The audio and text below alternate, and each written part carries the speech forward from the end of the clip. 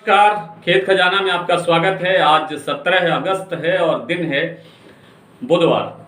आज सरसों के बाजार में थोड़ा सा दबाव दिखाई दिया है, लेकिन ये दबाव बहुत लंबे समय तक टिकने वाला दिखाई नहीं देता है। सरसों का जो बाजार है अब धीरे धीरे, क्योंकि तेल की मांग अब निकलनी शुरू होगी, सरसों तेल की खपत बढ़ने का समय शुरू हो रहा है।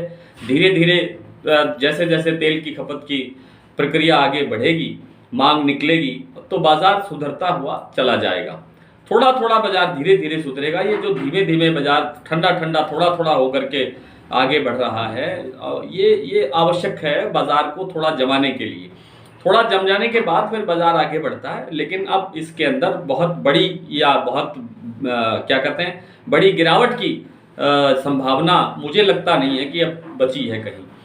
इंटरनेशनल मार्केट के अंदर जो खाद्य तेलों में उठापटक चल रही है, उसके कारण बाजार सभी तेलों में बाजार जो है वो दबता है। दूसरा, सरकार जो बार बार कभी किसी तरह की मीटिंग, कभी किसी तरह की मीटिंग के इस तरह के जो खबरें आती हैं, उनसे भी व्यापारी भयभीत होता है और खरीद रोक लेता है कि पता नहीं सरकार क्या फैसला लेगी और क्या करेगी।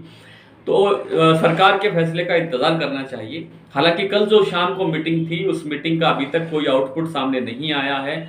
सूत्र हमारे ये कहते हैं कि उस बैठक के अंदर चिंता जरूर जताई गई कि महंगाई है, गेहूं में भी, चावल में भी, खाद्य तेलों में भी, और भरसक प्रयास किए जा रहे हैं। लेकिन आगे अभी और क्या क्या प्रयास किए जा सकते हैं, इनके बारे में अभी कोई अधिकृत सूचना सामने नहीं आई है। लेकिन सरसों के बाजार में आज जो 20-25 रुपए की गिरावट आई के भरतपुर बाजार में, उतना ही जयपुर का बाजार 75 रुपए तक सुधर गया।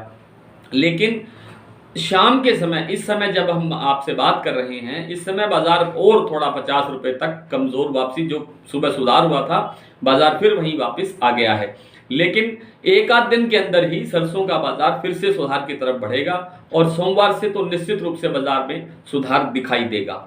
अभी 2-3 दिन बाकी हैं इस सप्ताह के, और इस सप्ताह के अंदर भी बाजार में सुधार होने की प्रबल गुंजाइश है।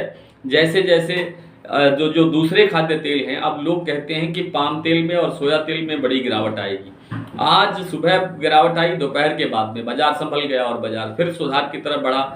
मलेशिया ने जो आगे सितंबर महीने के लिए जो निर्यात का जो रेफरेंस प्राइस रखा है, उसमें कोई चेंज नहीं किया है। रेफरेंस प्राइस तो घटाया है, लेकिन टैक्स में चेंज नहीं किया है। तो इससे भी लगता है कि बाजार अभी पाम तेल का जो बाजार है उसमें गिरावट नहीं आएगी। बहुत बड़ी गिरावट आ चुकी है, बहुत पहले आ चुकी है। सोया तेल में भी बहुत बड़ी गिरावट आ चुकी है, लेकिन आगे अब इन तेलों के अंदर भी गिरावट रहने वाली नहीं है। आगे बाजार बढ़ेगा तो बाजार जैसे जैसे समय आगे बढ़ेगा, वैसे वैसे बाजार खाद्य तेलों का भी सुधरता हुआ दिखाई देगा। विशेष रूप से हम सरसों की बात करते हैं, सरसों के अंदर एक आध दिन के अंदर ही बाजार सुधार की तरफ बढ़ता हुआ दिखाई देगा। कॉटन बाजार के अंदर, इंटरनेशनल मार्केट के अंदर ऐतिहासिक तेजी बनती हुई दिखाई दे रही है। जो पहले हमने भारत के अंदर 14-14.5 हजार रुपये तक का हाजिर मंडियों का भाव देखा था, ऐसा अभी तूफान बन रहा है कि शायद वही स्थितियां फिर जल्दी ही लौट सकती हैं। लेकिन फिलहाल चूंकि कपास नहीं है, नई फसल आने में अभी समय लगेगा। तब तक बाजार में क्या परिवर्तन होता है, क्या और चीज़ें बदलती हैं, उन पर भी हमें निगाह रखनी पड़ेगी। फिलहाल देखते हैं कुछ मंडियों के भाव, लेकिन उससे पहले आपसे निवेदन कि आप इस चैनल को सब्सक्राइब कर लीजिए और सब्सक्राइब करने के साथ साथ बेल आइकॉन को प्रेस कीजिए, ताकि वीडियो अपलोड होते ही सबसे पहले आप तक पहुंचे। आज सरसों जयपुर का बाजार रहा है कुछ 20 रुपये कमजोर, 6,481 रुपये, कल 6500 था। सलोनी का भाव भी आज 7400 पर कायम हो गया है, फिर से 7450 रुपये। परसों का भाव था, कल 25 रुपये घटाया, और 25 रुपये घटाने के बाद फिर 25 रुपये घटाने के 7425 किया, 7425 से 7400 किया, 7400 से फिर 25 रुपये घटाया, 7375 रुपये पर भी आज कारोबार हुआ। लेकिन शाम को फिर बाजार 7400 रुपये के स्तर पर आ गया है।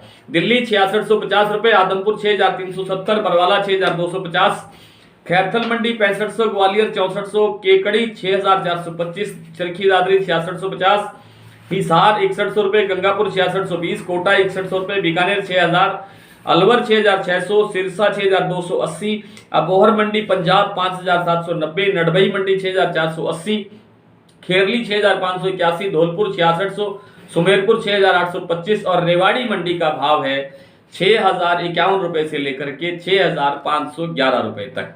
आज इतना ही, कल आपसे फिर मुलाकात होगी, तब तक के लिए नमस्कार।